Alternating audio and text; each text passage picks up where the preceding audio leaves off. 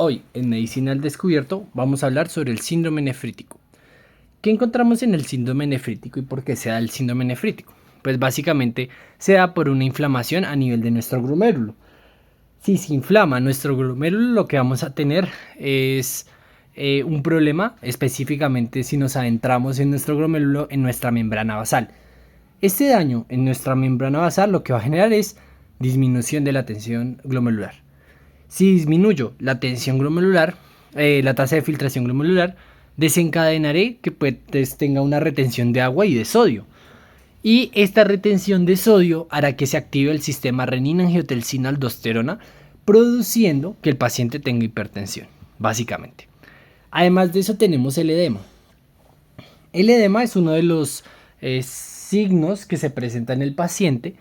Este edema pues tendríamos que ver la ubicación y la descripción del edema según la fobia que presente, pero básicamente el edema es porque hay una disminución en la albúmina, que es la principal proteína en sangre, produciendo que pues al tener una disminución de la misma tendremos un desequilibrio a nivel de nuestras presiones oncóticas, haciendo que se extravase los líquidos hacia el espacio intersticial, produciendo el edema.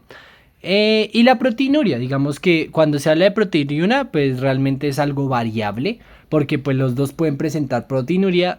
Cuando digo los dos me refiero al nefrítico y al nefrótico, pero el nefrótico tiene proteinuria en rangos. Entonces más adelante, cuando se haga una comparación de los dos, se explicará más a fondo cómo funcionan estos rangos. Entonces, como ya dijimos, la hematuria, pero la hematuria tiende a ser más glomerular. ¿Y eso qué nos implicaría a nivel de nuestra clínica?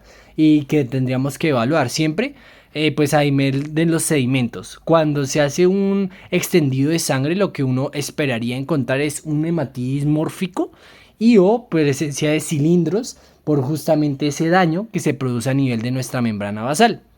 Puede ser micro, puede ser macro, según la clínica que presenta el paciente, ¿cierto? En pediatría es muy común que sea postestreptocócica. En cuanto a la amnesis, pues siempre tendríamos que evaluar síntomas que tenga nuestro paciente, signos, dolores, todo aquello que nos pueda sugerir que tenga este síndrome. Siempre evaluar las tensiones arteriales. En el caso de la hematuria y a la toma de un uroanálisis podríamos presentar al darnos el uroanálisis, podríamos presentar en la muestra una espuma, y esa espuma es secundario a la presencia de la proteinuria. Entonces eso es lo que nos sugiere. ¿Y la proteinuria de qué? Pues de la albúmina, porque es lo que se está perdiendo, gran parte de lo que se pierde, ¿cierto?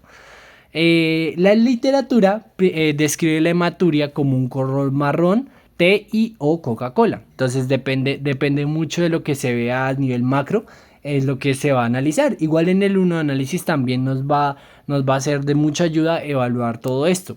Siempre debemos indagar en nuestros pacientes infecciones previas, porque como ya dijimos, a nivel pues la más común en pediatría va a ser postestreptocócica. Entonces faringoamigdalitis previas, y o infecciones que el niño ya ha tenido previas pueden ser muy buenas para enfocar mejor a nuestro paciente. En cuanto a la triada, pues básicamente ya lo hablamos: la hematuria, la hipertensión arterial y el edema, que ya fue previamente explicado. Su fisiopatología, esta era la membrana basal que anteriormente estábamos hablando, y estos van a ser sus depósitos que producirán la inflamación, haciendo que pues haya una disrupción de esta misma. Entonces acá, disminución en la albúmina que desencadenaría el edema, una disminución de la tasa de filtración glomerular, haciendo que haya un aumento una alteración en la creatinina y un aumento en el BUN, por lo cual tendríamos que ver la relación creatinina, la relación de estas mismas. Y pues la retención de sodio pues desencadenará la presencia de la hipertensión. En cuanto a las causas, pues son variables realmente. Entonces pueden ser primarias, como ya dijimos, se va a relacionar a posinfecciosas. También están entre las primarias una enfermedad mediada por anticuerpos, una enfermedad por depósitos de inmunocomplejo, una glomerulonefritis rápidamente progresiva. Y a nivel de las secundarias, digamos, ya va más enfermedades sistémicas autoinmunes o enfermedades sistémicas.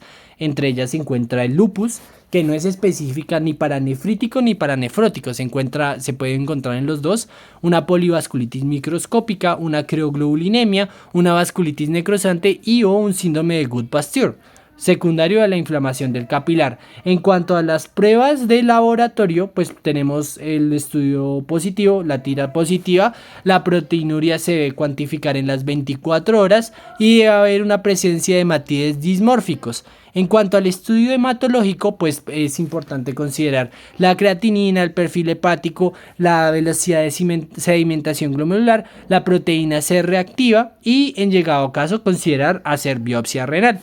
Por último, en cuanto al manejo, pues nos vamos a centrar en las complicaciones. Entonces, el edema, la hipertensión arterial y la hematuria, básicamente.